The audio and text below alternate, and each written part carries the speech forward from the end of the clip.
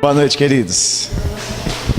É um privilégio nós começarmos a semana com Deus, né? Eu não normalmente tenho uma dificuldade danada de vir para a igreja no domingo, mas eu gosto muito quando eu venho, porque é o começo de uma semana, né? Eu me sinto bem quando eu venho no começo de uma semana na igreja.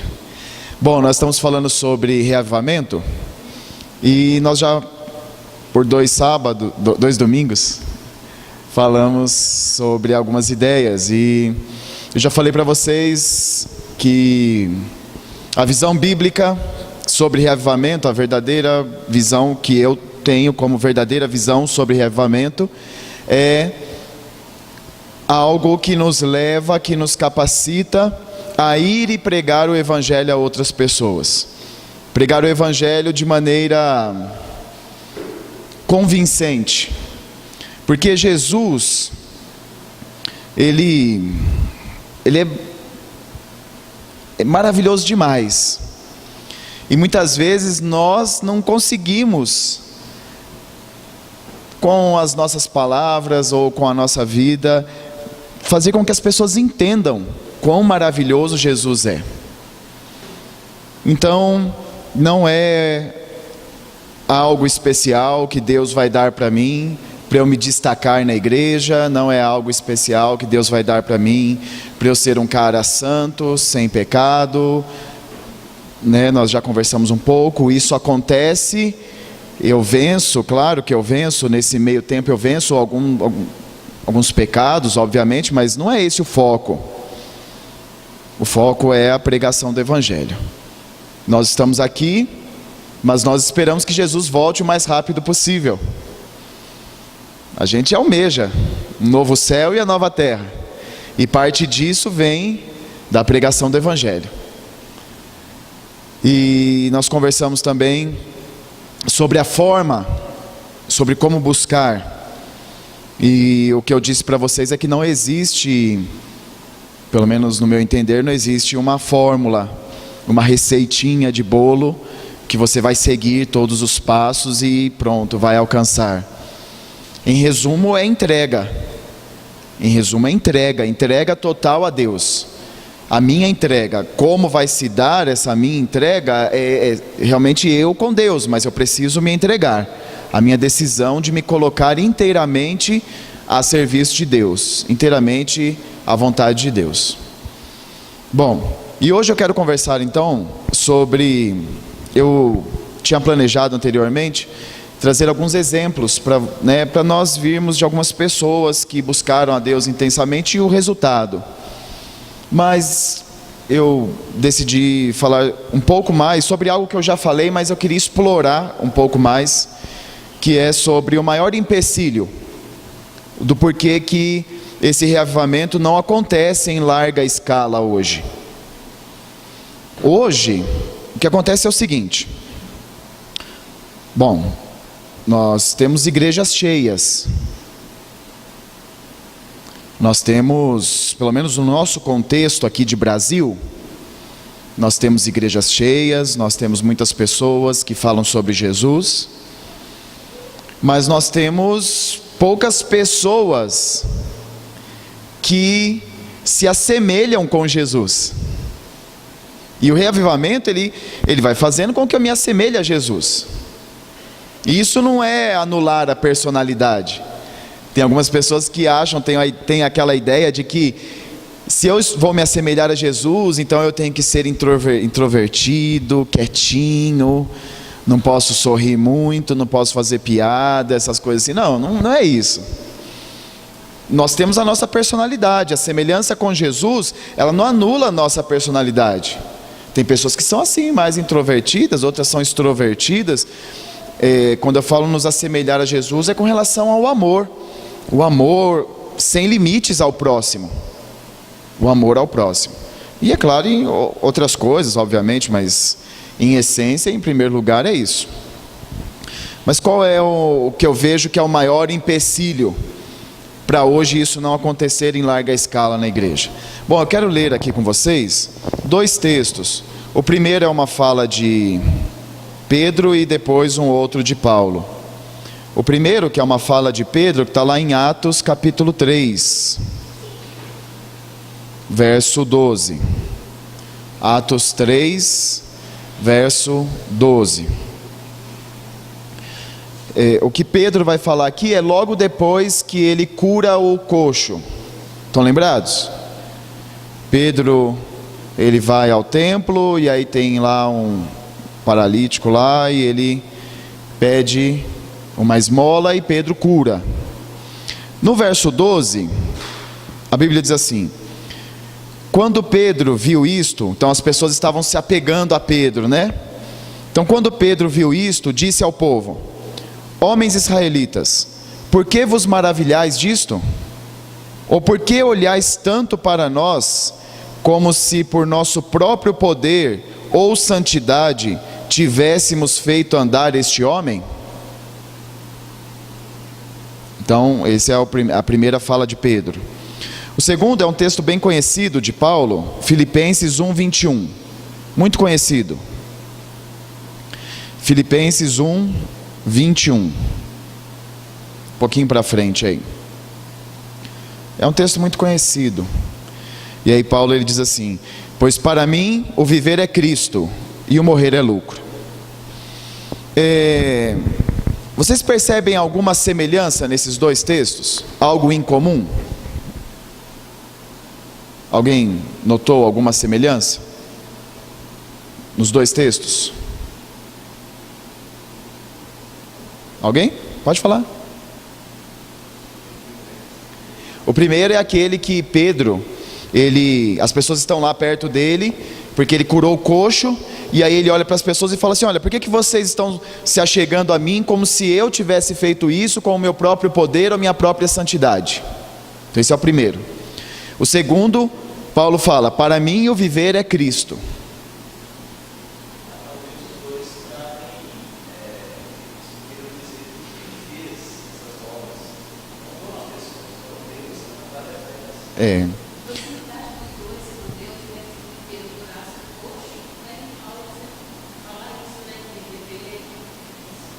É isso mesmo, nessa linha. Percebam que é o seguinte: tanto para Pedro como para Paulo, percebam que eles não eram o foco. O foco não era Pedro ou Paulo. O foco era Cristo. O foco era Cristo. Isso é muito oposto ao que nós vemos hoje, não é? Oi? Exatamente. As pessoas querem holofote. Hoje as pessoas vão atrás do pastor, não é isso? Do pastor tal, é ou não é? Vão atrás do pastor tal, né? O pastor às vezes ele faz lá uma cura. Eu lembro que um dia eu tinha ido visitar uma pessoa no hospital lá em São Paulo, e nós estávamos voltando para casa, ia deixar alguém perto de um dos metrôs lá, e era tarde da noite, e quando eu parei lá perto do metrô, de repente veio uma multidão saindo assim, vindo em direção ao carro, e eu, meu Deus, que esquisito, eu fiquei assustado com a multidão, era uma multidão mesmo. E aí a pessoa saiu, foi para o metrô, aí eu fui me dirigindo assim, indo na rua com dificuldade, porque tinha muita gente, muitas pessoas, e na hora que eu virei assim o carro, eu pude perceber que aquela multidão de pessoas, elas estavam saindo de uma determinada igreja. Elas estavam saindo de lá, e é uma igreja onde normalmente as pessoas procuram a igreja para alcançar curas, para alcançar um aumento de patrimônio financeiro, essas coisas assim. Então, se eu tenho poder, eu faço isso, né? Já saiu, é cada história maluca que sai, não é? É o lencinho suado do pastor que cura, é a oração do pastor, que o pastor fulano de tal vai fazer a oração e vai curar. Então hoje nós vamos atrás do pastor, nós vamos atrás de uma figura,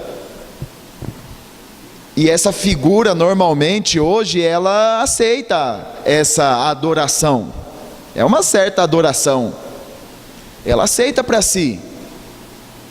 Imagine Pedro, ele poderia ficar feliz ali naquele momento e falar, poxa vida, tá vendo como vocês viram, eu curei mesmo e tal. Mas Pedro não, ele fala, cara, não foi eu, por que vocês estão olhando para mim? Não foi eu. E ele deixa bem claro, não foi o meu poder, não foi a minha santidade. Não foi isso, foi Jesus. E o mesmo foco Paulo tinha. Jesus, é sempre Jesus. Bom, o maior empecilho, então, para que o reavivamento não aconteça em larga escala, é o eu mesmo, é o eu. Infelizmente, ao longo da história, ao longo da história da sua vida, você vai acabar descobrindo que o seu maior inimigo é você mesmo. É você. Quem mais te frustra é você, quem mais te impede de você alcançar os seus sonhos é você mesmo. Você, eu sou o meu pior inimigo. Em questões espirituais isso acontece também. A maior dificuldade sou eu. E o orgulho, ele está aí dentro. É um negócio tremendo. E ainda que a gente não perceba, ele está lá. Ele está lá. E às vezes é sutil, muito sutil. Eu acho que eu já disse aqui uma vez nessa igreja, em alguma outra mensagem, eu acho que foi aqui. Eu sempre confundo tudo as coisas na minha cabeça, gente, vocês não têm noção. Só para vocês terem uma noção de como é a confusão na minha cabeça das coisas. Teve um dia que a Letícia contou uma história para mim de manhã. Ela contou uma história lá, eu nem lembro a história, uma história meio comovente lá, de superação, alguma coisa assim. Ela me contou de manhã. Aí aconteceu alguma coisa muito ruim durante o dia, no final do dia. E aí a Letícia estava lá triste, chorando. E aí vou eu lá consolar a Letícia. E aí Letícia, vem cá, deixa eu te contar uma história. Então, olha, um dia aconteceu isso e tal. E aí ela começou a dar risada, ela estava chorando muito. E começou a dar risada e eu pensei, sou bom mesmo, cara. Eu sei, eu consegui. E aí eu falei, o que foi, Letícia? Você já melhorou? Ela falou, não, Tiago, eu contei essa história hoje, de manhã para você. Você está lembrado, não? Você vê como é a confusão na minha cabeça. Bom, então beleza. Mas eu acho que eu já devo ter contado para vocês que uma das muitas orações que eu já fiz para Deus na minha vida, uma delas foi, Senhor, me ajuda contra o meu orgulho. Me ajuda. Porque eu não quero ser uma pessoa orgulhosa. E eu estou falando do orgulho aqui naquele sentido negativo, não do positivo. Existe o orgulho positivo, quando você se alegra por algo, não é? Você fica, por exemplo, feliz, um filho faz uma coisa boa. É um orgulho assim, uma alegria. Não é esse, é aquele, eu estou falando daquele orgulho que me faz, por exemplo, pensar que eu sou melhor do que outro por alguma coisa. Então eu sempre pedi a Deus que me ajudasse com isso, e que me mostrasse. E por muitas vezes Deus já fez isso comigo, muitas vezes. Bom, e recentemente aconteceu algo que Deus, de novo, mais uma vez, me lembrou dessa oração que eu fiz a Ele. Recentemente aconteceu algo. Foi mais ou menos assim. Bom, eu procuro em tudo que eu faço, eu me esforço, sempre ter em mente, tipo, não se sinta melhor só porque você faz isso, porque você se esforça, não se sinta melhor que outras pessoas por isso. Então eu sempre procuro ter isso em mente. Mas às vezes o negócio é meio sutil e a gente só percebe quando uma ficha cai lá. Bom, quando eu comecei a dar aula lá no Colégio Adventista, eu comecei dando aula de português. E aí depois, no segundo ano, eu entrei em maio para substituir uma professora, dei aula de português, até o final do ano.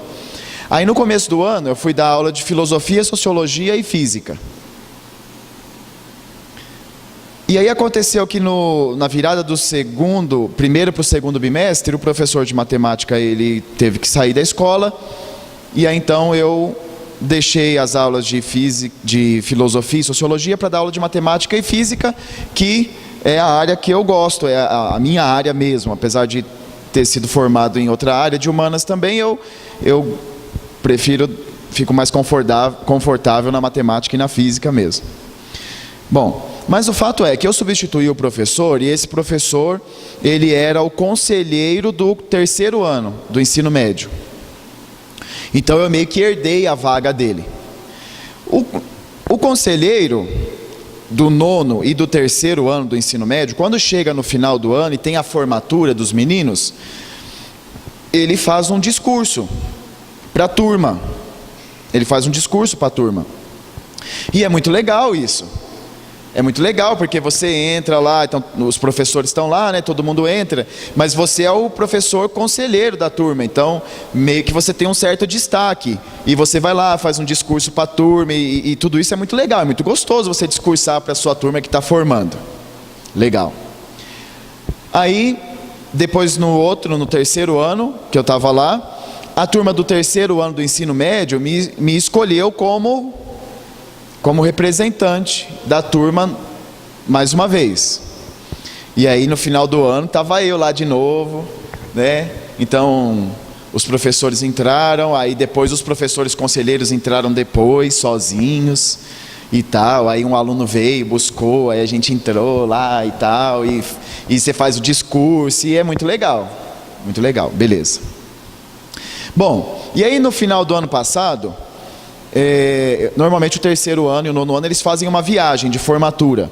No final do ano passado, alguns meninos do segundo ano falaram assim: ô professor, você vai com a gente no ano que vem? Você vai com a gente para a viagem de formatura e tal? Eu falei: uai, vou, né? Porque a gente quer que você seja o nosso conselheiro.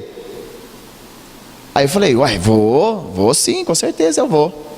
Aí eu fiquei feliz, né? Pensei: ó, você é conselheiro, terceiro ano de novo, ano que vem, né? Tal. Aí beleza. Aí chegou no começo do ano agora, aí foi feitas as eleições. Então vai lá a orientadora, ela vai nas turmas e faz: pessoal, vamos votar aqui, quem que vocês querem que seja o conselheiro? Beleza. E aí depois ela mandou lá no WhatsApp lá, o grupo lá da escola, dos professores, quem era o conselheiro de cada turma. Começando desde o sexto ano, que é o Fundamental 2, né? Aí sexto, sétimo, oitavo, eu não dou aula, então eu passei rapidinho. Aí quando chegou o nono, eu já olhava lá o nome, quem que ia ser o conselheiro, esperando que o meu nome não estivesse. Porque eu queria era ser o conselheiro do terceiro ano. Então eu já olhava lá e esperava que o meu nome não estivesse. Aí nono ano, não estava lá o meu nome, beleza. Primeiro ano, não tá. Segundo ano, não tá. Aí quando eu subi lá um pouquinho mais a tela, terceiro ano, não estava meu nome. E estava um outro professor, que eu tenho ele como um super professor mesmo. O cara é muito bom, ele é muito bom mesmo, eu gosto muito dele. E ele estava lá. E aí eu olhei aquilo, aí deu um negócio, sabe, na gente. Olhei aquilo e falei: caramba. Não, e aí... E lá, se eu não me engano, o primeiro e o segundo ano não tinham escolhido. Não, ou era o nono, não sei. Eu sei que tinham duas turmas que ainda não tinham escolhido. Então estava lá sem o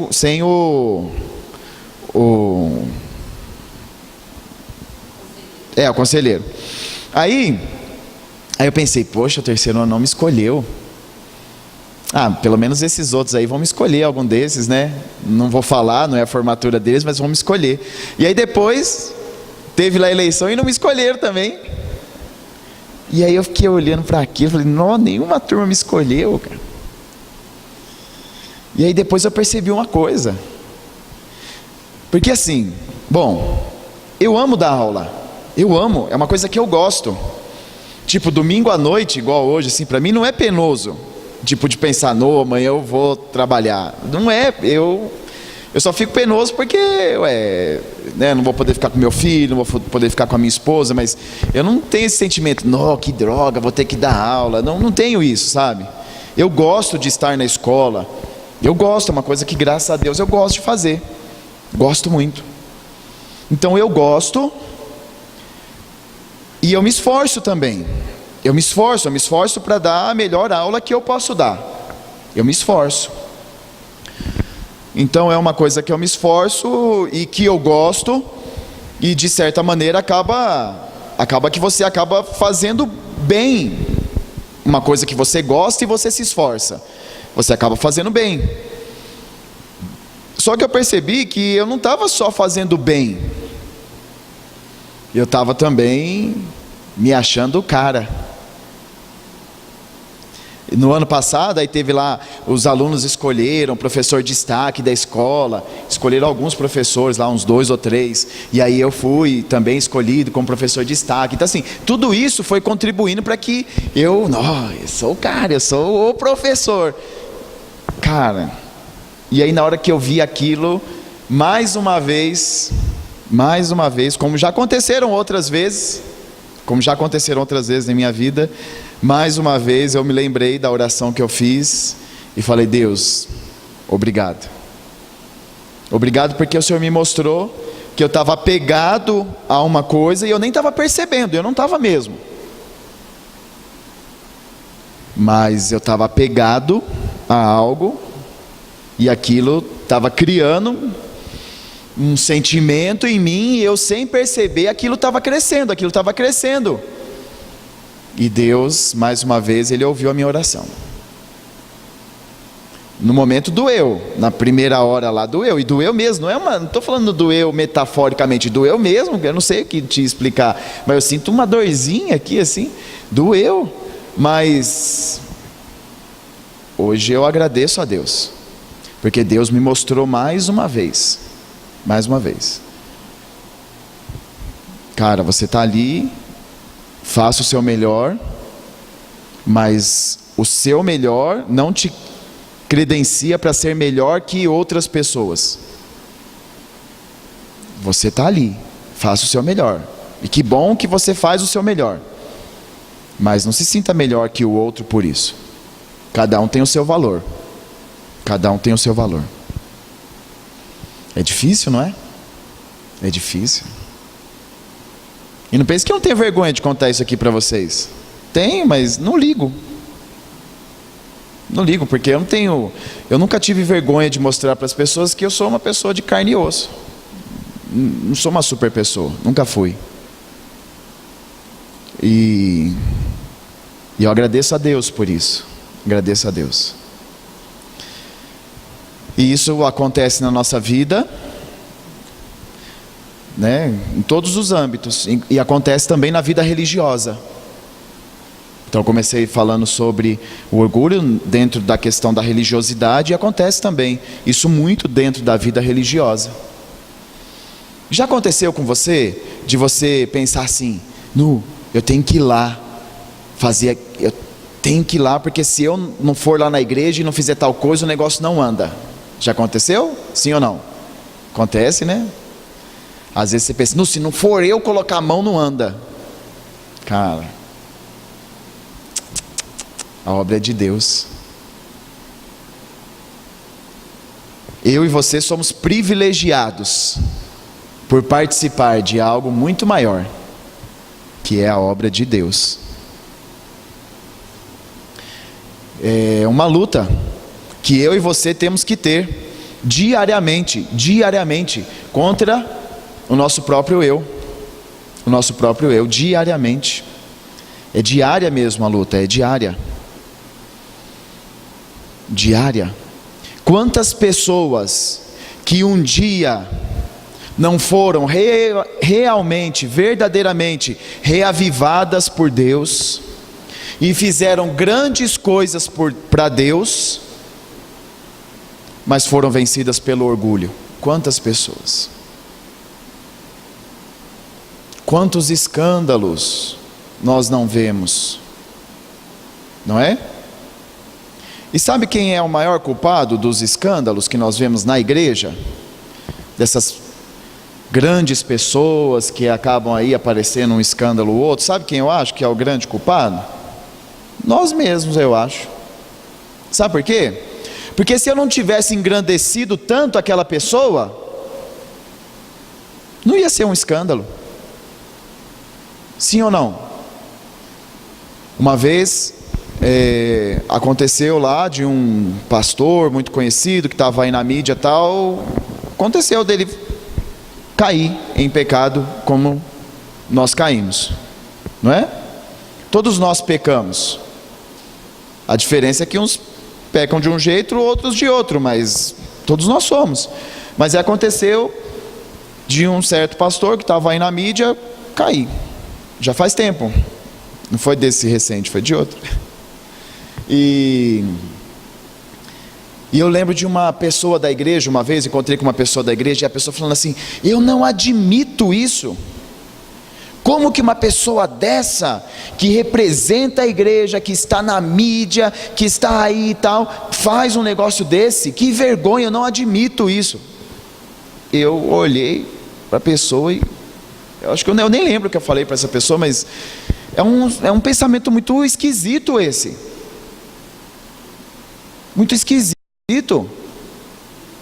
Porque o que a Bíblia apresenta é: o irmão cai, você vai lá e dá a mão. Dá a mão. Ajuda a levantar. Bom, gente, a pessoa está lá. Está lá na televisão. Ela simplesmente, ela está em uma função a qual Deus a colocou. Mas ele não deixa de ser uma pessoa, não. Aliás, creio eu que, eu não sei como que são organizados os anjos que estão ao lado de Satanás, mas se eles tiverem alguma organização, eu creio que eles estão mais preocupados com aqueles que estão lá do que comigo, por exemplo. É lógico. Quantas pessoas que ele não vai desapontar se ele derrotar o que está lá aparecendo na televisão todo dia? Muito mais do que a mim. A mim, quem que vai desapontar? Ninguém. As pessoas vão olhar e falar: eu sabia, olha a cara dele, ele tinha cara que fazia isso aí mesmo. Agora o cara que está lá na televisão, não. Então nós endeusamos pessoas, e depois nós culpamos pessoas pelos seus erros. O nosso orgulho. Nosso orgulho. E nós aceitamos também, muitas vezes, o holofote que é colocado sobre nós, nós aceitamos, porque eu sou o diferentão, eu sou o cara que vai lá. O problema é, o diabo é assim, né? Se ele não te vence por um lado, ele tenta por outro. Ele tenta num extremo e depois tenta em outro extremo. Ele tenta no extremo de pensar, fazer com que você pense que você é a melhor pessoa, e se você não estiver lá fazendo tal coisa, acabou. Porque você é que faz e acontece. Se ele não conseguir fazer você pensar desse jeito, ele vai tentar te levar para um outro extremo, que é o de você pensar que você não vale nada, que você não serve para nada, que você nunca contribui para nada, que a sua existência é em vão, que você não faz a diferença na vida de ninguém, e assim por diante. E as pessoas vivem nesse extremo, assim, ó, esses dois extremos, a maioria. Olha, você se sente, é uma pergunta mesmo, você se sente confortável em receber um elogio por alguma coisa que você faz na igreja? Você se sente confortável? Sim ou não? Sim, não. Por exemplo, alguém vem, por exemplo, você um dia, sei lá, cara, pregou um sermão, aí alguém vem lá no final do sermão e fala assim para você: oh, não, que bom, que sermão legal, parabéns, tal. Você se sente confortável com isso? Ou então você tocou uma música, ou cantou uma música, aí vem a pessoa e fala assim: oh, parabéns, que música, como sua voz é bonita. Você se sente confortável? Muitas pessoas que eu conheço, e às vezes até a recomendação que eu já ouvi, é a seguinte: olha, tudo que fazemos na igreja é para Deus. Então, a pessoa te elogia, você vai se engrandecer. Então não tome o elogio para você, porque senão você vai se engrandecer e vai o orgulho entrar no seu coração. Você já ouviu isso? Já ouviu. Bom, realmente, o orgulho, ele é um negócio tão traiçoeiro, que um simples elogio pode acender ele no seu coração. É verdade isso, é verdade. Mas a gente tem que tomar cuidado com esse negócio de não aceitar elogio. Tem que tomar cuidado. Porque veja só, o que acontece? Deus dá dons às pessoas, não dá? Dá sim. Deus, ele deu dons para você, deu dons para mim. E Deus, nós temos vários dons.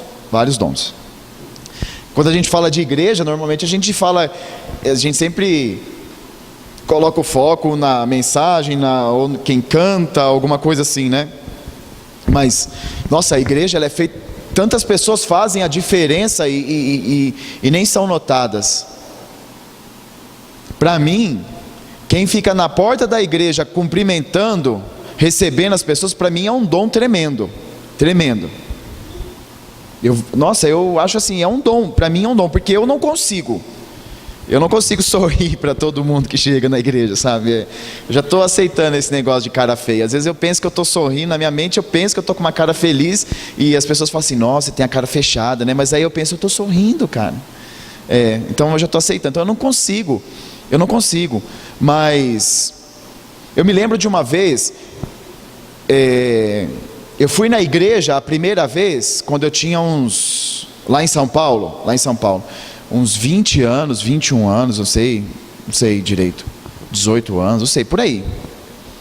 Até então eu nunca tinha ouvido, eu cresci em São Paulo, eu nunca tinha ouvido falar que existia uma igreja que se chamava Adventista do Sétimo Dia, eu nunca tinha ouvido.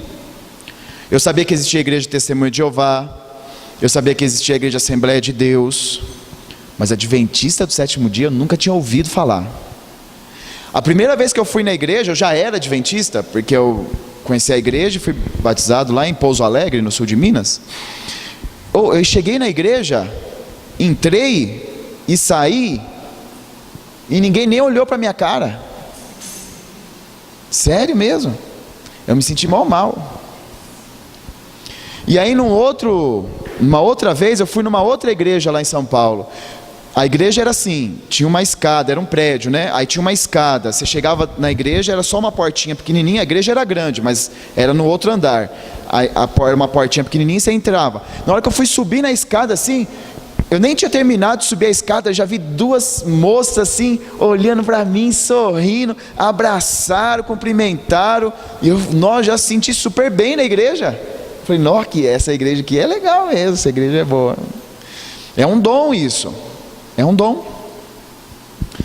Bom, muitos dons. E Deus dá dons para cada um de nós. Mas imagina, Deus te deu um dom, certo? Então vamos supor que Deus te deu um dom de ser simpático com as pessoas. Então você é simpático. Aí vem alguém e fala assim para você, nossa, como aquela pessoa é simpática, como você é simpático. Aí você fica assim na sua cabeça, não, eu não sou simpático, não vou aceitar que eu sou simpático, não vou aceitar. Cara, que bobeira, não faz isso não. Sabe, que bom, obrigado, eu sou simpático. Que bom saber que eu sou simpático, é gostoso. Como é que você vai esconder o dom que Deus te deu? E algumas pessoas, elas ficam tentando enterrar alguma coisa que elas nunca vão conseguir. Então, por exemplo, a pessoa canta muito bem, aí ela canta uma música, aí a pessoa vai lá e fala, que música linda, como a sua voz é linda. Aí a pessoa, ela não quer aceitar o elogio, porque ela fica com medo do orgulho, eu vou me orgulhar, então eu não aceito. Mas isso nunca vai ser resolvido, por quê? Porque ela canta bem, a pessoa canta bem, ela tem uma voz bonita, ela tem. E como é que ela vai esconder isso das pessoas? E ela vai ficar sempre se negando. Isso vai ser uma tortura. E aí eu estava lendo um escritor da década de 40, falando sobre essa questão do orgulho, do elogio, o orgulho e o elogio. E ele falava assim, olha, Quando você faz uma coisa legal, uma coisa boa, alguém vem e te elogia, muitas vezes, o fato de você não aceitar o elogio, aí que te mostra que você é orgulhoso. Isso é que te mostra ser orgulhoso, porque muitas vezes você olha para a pessoa e não aceita o elogio, porque você pensa assim, tá, eu sei que eu sou, mas não precisa me elogiar. Mas muitas vezes na cabeça da gente é assim, para de falar isso, tá bom, não precisa ficar falando isso toda hora, eu sei que eu sou, não precisa agradecer toda hora, elogiar toda hora, não, eu sei que eu... Sabe, é isso. Aí ele fala, esse negócio de você não aceitar o elogio, na verdade é isso que te faz muitas vezes o orgulho brotar em você, e você não está percebendo, você está achando que você está sendo humildão. Agora, pelo contrário, ele fala, a pessoa tem um dom, e aí vem alguém e elogia. Se ela agradece sinceramente aquele elogio, se ela fala, não, que bom, valeu para você a música que eu cantei, que bom, então esse fato dela se alegrar, mostra que ela é uma pessoa humilde, porque olha, eu estou feliz que o que eu fiz de alguma maneira te ajudou, que bom. Estão entendendo o que eu estou falando ou eu estou deixando confuso? Então, por um lado, o elogio pode ser preocupante, mas quem tem que trabalhar com isso sou eu e você. Nós temos, sim, não há problema em receber o elogio, mas eu tenho que ter em mente aquilo que Pedro e que Paulo falaram. Olha, é algo que vem de Deus. Deus me dotou, ou Ele me deu esse dom naturalmente, ou Ele me deu a capacidade de, com o meu esforço, adquirir esse dom. Porque tem dons que nós nascemos, e tem dons que nós desenvolvemos. Então, Deus me deu a condição de desenvolver um dom, ou de ter um dom natural, e que bom que o que eu fiz te ajudou. E isso me ajudou muito também, me ajudou muito, em ser assim, bem resolvido com isso, porque muitas vezes, por exemplo, alguém vinha e falava assim, olha que bom, obrigado pela mensagem que você pregou, e eu pensava assim, nossa, eu não posso, nossa, não foi bom, eu ficava pensando isso, mas eu nunca me senti bem com isso, nunca. Então o elogio, ele é válido, mas ele tem que alcançar o lugar certo no meu coração, para a honra e glória de Deus. Mas que bom, é bom você reconhecer os dons que Deus tem te dado, é bom. Tá claro? Sim ou não? Orgulho, perigoso. O maior inimigo sou eu mesmo, dentro da igreja também. Os holofotes que eu quero para me engrandecer é um problema, eu tenho que cuidar. E nesse termo de reavivamento, muitas vezes eu penso que eu estou fazendo tudo certinho, mas na verdade no centro de tudo está o eu, não é Deus, sou eu. Eu quero ser o cara saudável, eu quero ser o cara espiritual, eu quero ser o cara que ora mais na igreja, eu. Bom, eu poderia contar muitas histórias para vocês, dessas histórias igual, semelhante a essa, que eu contei da minha luta com Deus, de Deus me mostrando algumas coisas e me ajudando a não fazer com que o orgulho brote. Eu tenho muitas experiências assim.